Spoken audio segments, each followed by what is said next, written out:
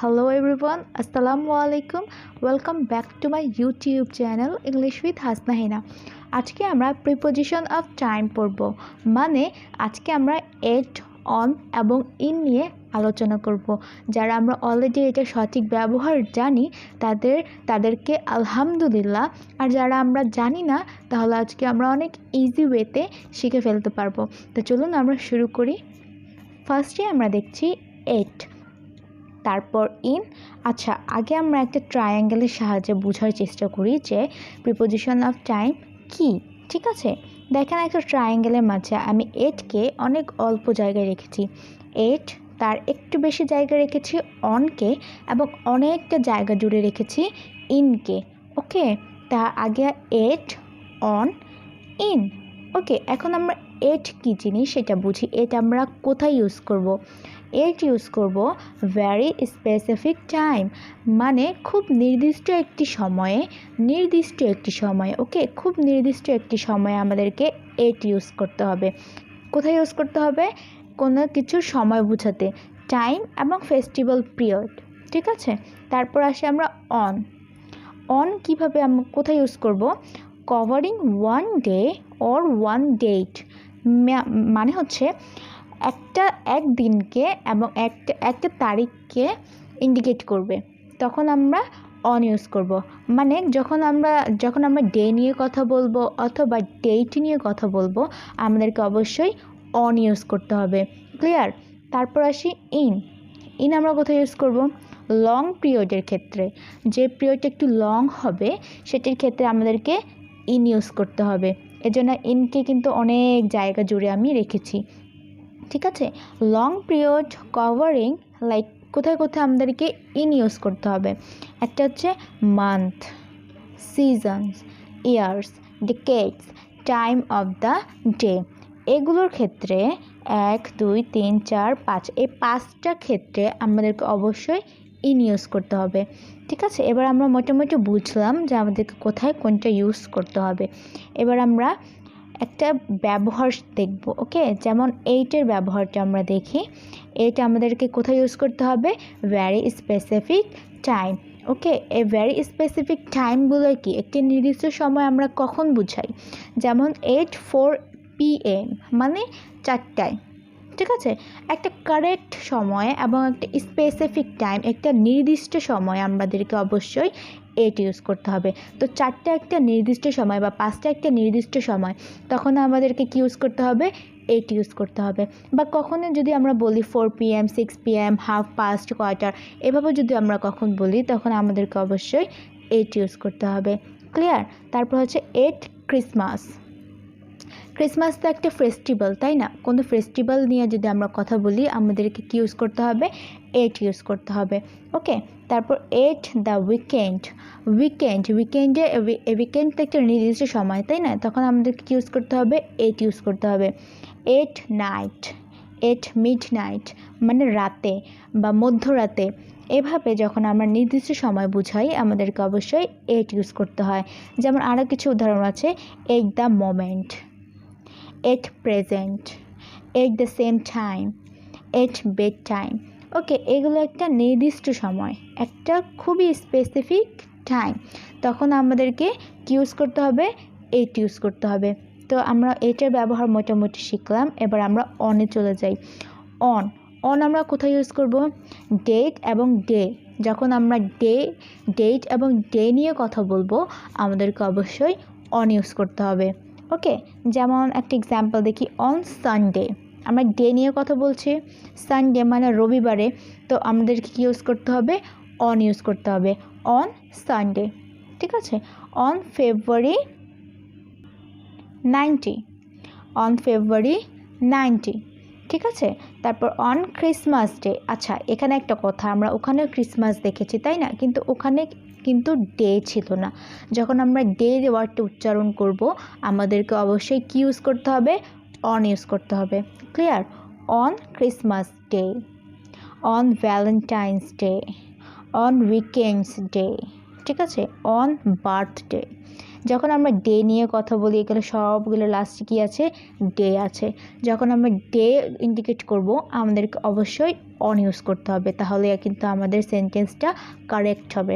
ওকে, যেমন on Sunday, আমরা যদি ডেট এবং ডে নিয়ে কথা বলি তখন আমাদেরকে কী ইউজ করতে হবে, অবশ্যই অন ইউজ করতে হবে।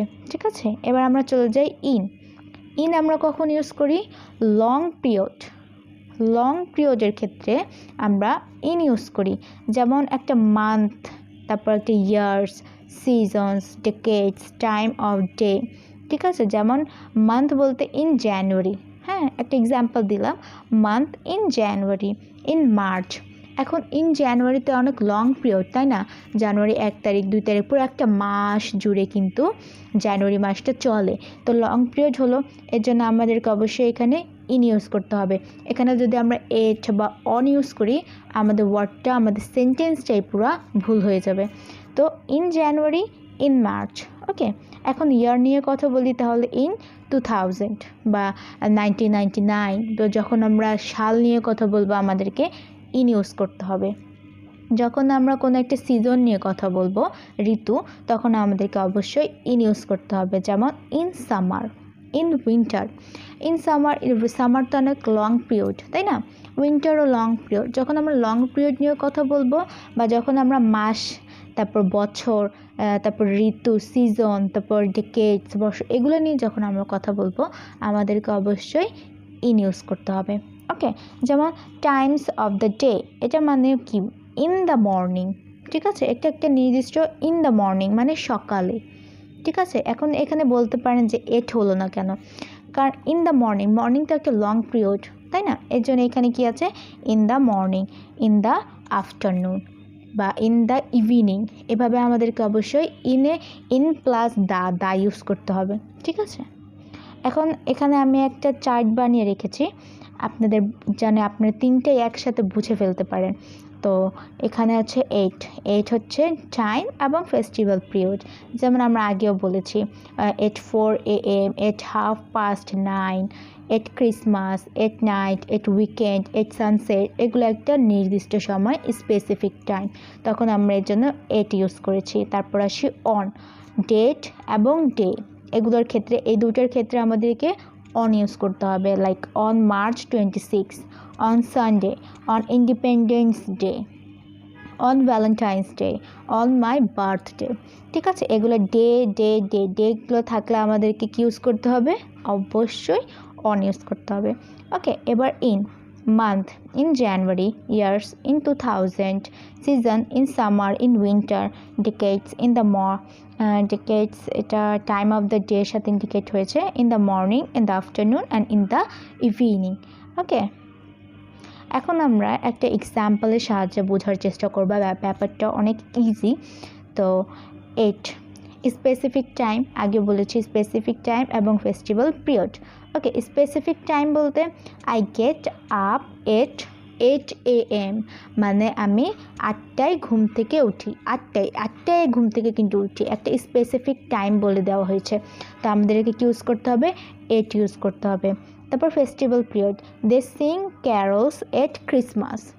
এখানে যদি আমরা ডে দিয়ে দিতাম তাহলে আমাদেরকে কি ইউজ করতে হতো, অন ইউজ করতে হতো। ঠিক আছে, ওকে, তারপর আসি আমরা on dates, I will visit you on Wednesday, I will visit you on. এখানে আমরা একটা কি বলেছি, ডে নিয়ে কথা বলেছি, তো আমাদেরকে কি ইউজ করতে হবে, অবশ্যই অন ইউজ করতে হবে। তারপর ডেটস নিয়ে কথা বললে his birthday is on March 26, on March তো একটা তারিখ, এখানে কিন্তু তারিখ বলে দেওয়া হয়েছে। এখানে যদি আমরা এই তারিখটা ইউজ না করতাম, শুধু মার্চ বলতাম, তখন আমাদেরকে কি ইউজ করতে হতো, ইন ইউজ করতে হতো, কারণ মার্চ কি একটা মাস, কিন্তু যেহেতু আমরা এখানে একটা তারিখ বলে দিয়েছি 26, তার মানে আমাদেরকে কি ইউজ করতে হবে, অন ইউজ করতে হবে। কারেক্ট। তারপর আসি in month, my birthday is in January. শুধু আমরা কি করেছি, জানুয়ারি, যদি এখানে জানুয়ারির সাথে আমরা একটা ডেট লাগিয়ে দিতাম তাহলে আমাদেরকে কি ইউজ করতে হতো, অন ইউজ করতে হতো, বাট আমরা কোনো ডেট লাগাইনি, আমি জাস্ট মাসটা বলেছি আমাদের কী মাসে বার্থডে আমরা জাস্ট সেটা বলেছি। যেমন my birthday is in January, তখন জানুয়ারি মাস, জানুয়ারি তো একটা মাস তাই না, তখন আমাদেরকে কী ইউজ করতে হবে, ইন ইউজ করতে হবে। ওকে, এখানে আসে years. Shakespeare was born in 1564, ঠিক আছে, এখানে একটা সাল নিয়ে কথা বলেছি আমরা, তো আমাদেরকে কী ইউজ করতে হবে, অবশ্যই ইন ইউজ করতে হবে। ওকে, এবার আসি সিজনে। There are many flowers in spring. Okay, বসন্তকালে, বসন্ত একটা তো সিজন তাই না, এখানে আমরা কি ইউজ করেছি, ইন ইউজ করেছি। আর স্প্রিং তো একটা লং পিরিয়ড তাই না। তারপর ডিকেডস, life was difficult in the 94s। Okay, century নিয়ে কথা বলি। We are living in the 21 century, in the 21 century. Century নিয়ে কথা বললে আমাদেরকে কি ইউজ করতে হবে, ইন ইউজ করতে হবে। Time period, she will be here in 3 hours, she will be here in হবে, কেন এখানে একটা টাইম পিরিয়ড নিয়ে আমরা কথা বলেছি 3 ঘন্টা, ঠিক আছে। তো মোটামুটি আজকে আমরা অনেক ইজিভাবে শিখে ফেলতে পারলাম যে আমরা অ্যাট কোথায় ইউজ করব, অন কোথায় ইউজ করব এবং ইন কোথায় ইউজ করব। আমাদের মাথায় সবসময় একটা জিনিস খেয়াল রাখতে হবে যে আমরা কোনো নির্দিষ্ট সময় নিয়ে যখন কথা বলবো অ্যাট ইউজ করব, আর যখন ডেট এবং ডে নিয়ে কথা বলবো তখন অন ইউজ করব, এবং যখন লং পিরিয়ড যেমন মাস, ঋতু, ডেকেডস, তারপর কোনো একটা দিনের সময় নিয়ে কথা বলছি তখন আমাদেরকে অবশ্যই ইন ইউজ করতে হবে। এই 3টা জিনিস মাথায় রাখলে আমাদের ব্যবহারটা অনেক ইজি হয়ে যাবে, আমরা ইজিলি ব্যবহার করতে পারবো আমাদের সেন্টেন্সে। আশা করছি আমার এই ভিডিওটা আপনাদের অনেক হেল্পফুল মনে হয়েছে। যদি হেল্পফুল মনে হয়ে থাকে প্লিজ আমার চ্যানেলকে একটা সাবস্ক্রাইব করে দিন, লাইক কমেন্ট করে আমার সাথে থাকুন। আসসালামু আলাইকুম।